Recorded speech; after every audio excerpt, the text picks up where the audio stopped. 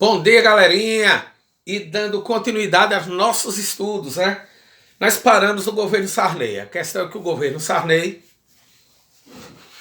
ele criou uma série de pacotes econômicos que não controlou a inflação, certo? A população brasileira ficou cada vez mais pobre, aumentando em si a desigualdade social. Chegamos até pedir moratória e a gente se afastar do FMI.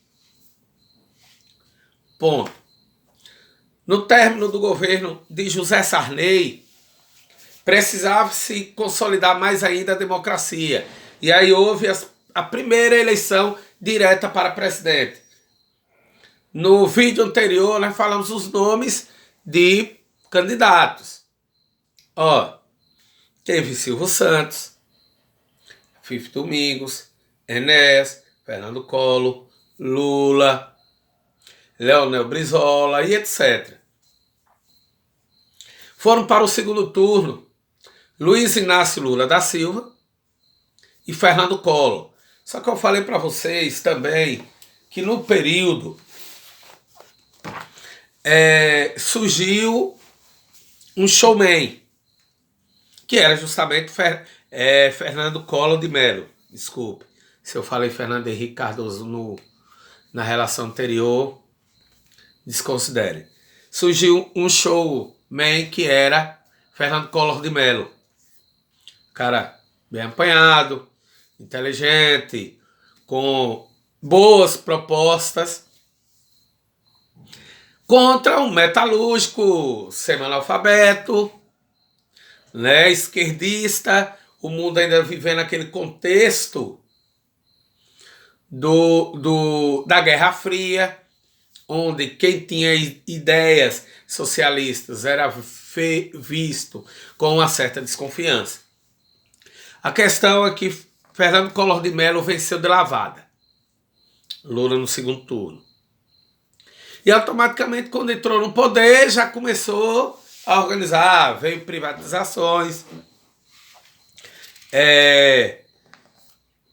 veio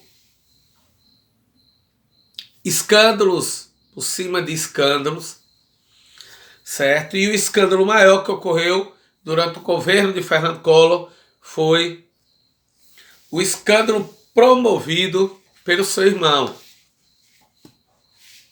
O próprio irmão de Fernando Collor denunciou uma fraude, certo?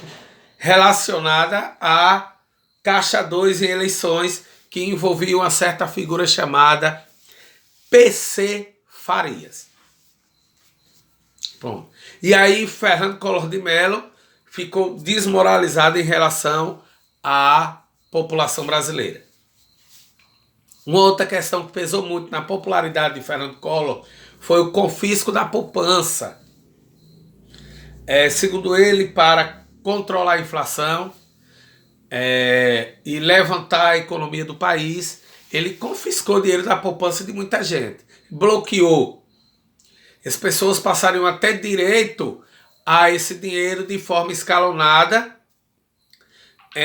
parcelado, e aí Collor não conseguiu agradar nem a classe média, nem a classe baixa, porque a fome continuou. E aí, diante do esquema de corrupção que foi montado e da descoberta desse esquema de corrupção através da denúncia de Pedro Collor, Fernando Collor de Mello sofreu um impedimento. É porque no livro está lá impeachment, que brasileiro tem a mania de americanizar as coisas, né? Mas foi um impedimento. Ele teve o seu mandato cassado, ficou inelegível durante 8 anos e assumiu o seu vice, Itamar Franco. Teve um período curto aí. Mas isso só ocorreu por causa da população brasileira, chamados carapitadas, que foram para as ruas e exigiram a renúncia de Fernando Collor. Ele não renunciou e sofreu um impeachment. Então a pressão do povo foi imprescindível. Com a saída de Fernando Collor, entrou Itamar Franco, tendo como ministro da Economia Fernando Henrique Cardoso, decidiram criar o Plano Real. De início precisou organizar a moeda e tinha a URV, Unidade Real de Valor, para depois chegar ao real. Foi muito penoso porque as pessoas não entendiam o real valor da URV e muitas pessoas tomaram prejuízo, mas no final das contas eles conseguiram equilibrar a balança. O Plano Real controlou a inflação, o que melhorou muito bem a situação do pobre trabalhador, certo? E o Plano Real serviu de ingresso para que Fernando Henrique Cardoso se tornasse o primeiro presidente do Brasil. Então, no finalzinho do mandato de Itamar Franco, veio as eleições para presidente, novamente está lá, Lula batendo na tecla, certo? Porém, ele estava em desvantagem devido à popularidade ganha por Fernando Henrique Cardoso, devido a ele ter sido ministro, que na sua gestão criou o Plano Real, e na verdade ele era até um garoto propaganda. Fernando Henrique Cardoso ia na televisão falar do Plano Real e pedir para que as pessoas não comprassem determinados produtos para controlar a inflação, e a população fazia. Então, Fernando Henrique Cardoso, considerado um dos grandes sociólogos do mundo, se tornou presidente do Brasil.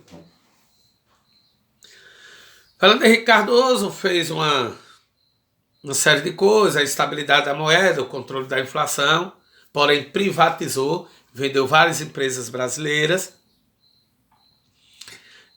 criou programas assistenciais, que mais para frente vocês vão ver que eles se uniram e formou o que é hoje a Bolsa Família, que agora o atual presidente quer transformar em um outro programa. Não sei no que é que vai dar isso. Eu sei que aquele pobre que eu falei no vídeo anterior, que não conseguia comprar uma bicicleta, porque não tinha como juntar o dinheiro, passou a juntar, comprar a bicicleta, né, melhorou um pouco a população. Fernando Henrique Cardoso também se reelegeu, porém o seu segundo mandato não foi um mandato tal qual o primeiro. Ocorreu muitos casos também descobertos de corrupção. E aí quem ganhou as eleições seguintes foi Luiz Inácio Lula da Silva.